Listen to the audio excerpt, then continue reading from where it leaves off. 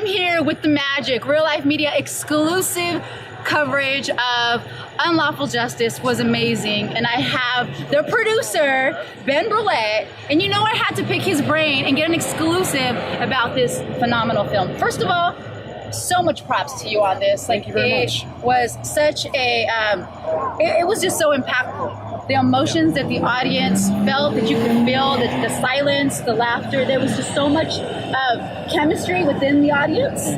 Is that what you were going for? I mean, yeah, when you're making a film, you know, at least my approach to it is, you know, every time you're always going to be thinking about the audience. How are you going to be able to deliver this story in the best way to keep them along for the whole ride? And, you know, that goes in every aspect, the performance, cinematography, you know, how we're pacing everything out.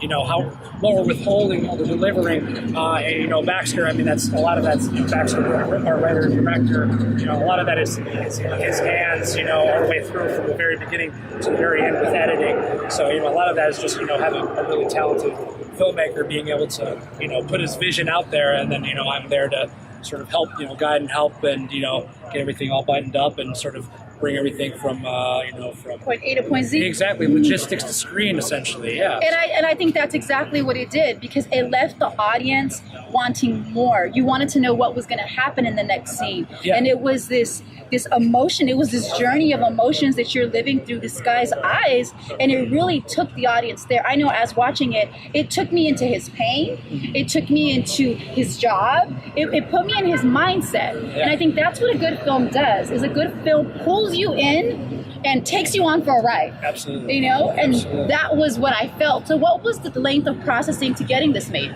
Well, I mean, it all started, Baxter had been working on the script for, you know, a very long time. I believe he started writing almost 3 years ago. Okay. That was when he started the writing process and did extensive research. You know, lucky, you know, he has personal relationships with a lot of folks in law enforcement. Actually, the gentleman who plays the captain, Okay. Cliff Yates, was a LA Sheriff's in the LA Sheriff's Department for I think 30 years. Oh, wow. So he was able to sit him down and pick his brain through that screenwriting process and really get, you know, and then Cliff has friends, you know. Authenticism, of course. the authenticity. Exactly. That was one of the huge focuses, and actually a few of our actors, Emmanuel, I mean, talking about Yes. going back to his performance and how you're identifying with, empathizing with him so much. A lot of, I mean, that's Emmanuel being a phenomenal actor, Yes. and he did a lot of research too, did ride-alongs, did some, you know, they have police training classes that are open to the public and for actors to learn that stuff. So He immersed himself. he 100%, you know, he stayed pretty much in character, you know, not like the whole time, but like every time he was on set, he's dialed in, focused, you know, on point every single time. And, you know, shooting an indie film like this is so hard. It's long days. It's, you know, repetition. We only have a few takes to crush it because we had to move on to the next thing to get it done. And, you know, Emmanuel is just there being, you know, a trooper the whole time and really, I mean, driving that home. So I'm glad to hear that all that came together, because that's a lot of that is him shouldering, you know, a lot of that burden and yeah, bringing that through definitely. on the screen. For And sure. I think that was delivered throughout all your actors and actresses. Yeah. I think it was a really consistent sense of talent that you used. Yeah. And they all delivered to the best of their acting ability, I feel. And I think that's what really engaged the audience. Yes. You know, because when we look at Remy's partner, I believe her name is Jezebel. Yes, ma'am. You know, when we look at that, the chemistry between those two partners was amazing. And you have to be able to gravitate to that.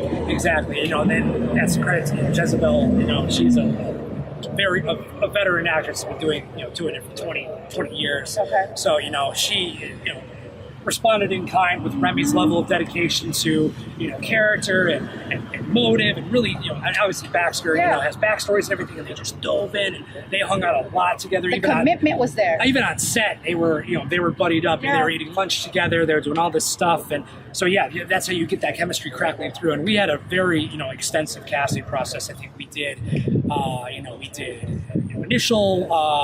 initial rounds, and we went back for chemistry tests and callbacks, and it was hours and hours and hours, you know, poring over audition tapes and doing, you know, like who'd work with who and sitting there racking our brains till 2 a.m. And then now, you know, and you just hope for the best. Like, okay, you know, we have the actors, you know, and they're all game, and that's a credit to the entire cast of, you know, buying in, because it's tough, you know, and you get all these folks and they're just, you know, putting it together, and then, you know, and then you have to deliver in the edit, make sure that's all coming cohesively, and you're giving everything that, you know, highlighting everything that the actors are giving you, because I mean, but like you said, top to bottom, I mean, everyone's bringing it, so you want to be able to, you know, when it's time to, you know, match the momentum. Exactly. You got to put it all together and, you know, make sure everyone looks good, basically. What's next for this? What's next for this film? Where is this film going? How can they support it? Exactly. So we are premiering again. We have another screening at the Marina del Rey Festival. It's October 17th, I believe, 7:30 p.m.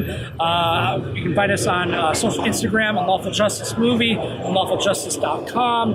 The trailer's on there. Give that a bunch of views and everything. We're all on Instagram handles, and, you know, we'll be in contact to get all that linked up. But yeah, and then we're just keeping... I have other projects down the pipeline that are coming out, some short films and what have you. So hopefully, Unlawful will be able, those films will be able to join Unlawful on the circuit coming through winter into next spring and everything. So yeah, it's just, you know, staying on the surfboard and riding this wave. Yeah. And what is your definition? Last question. What is your definition of a game-changing film?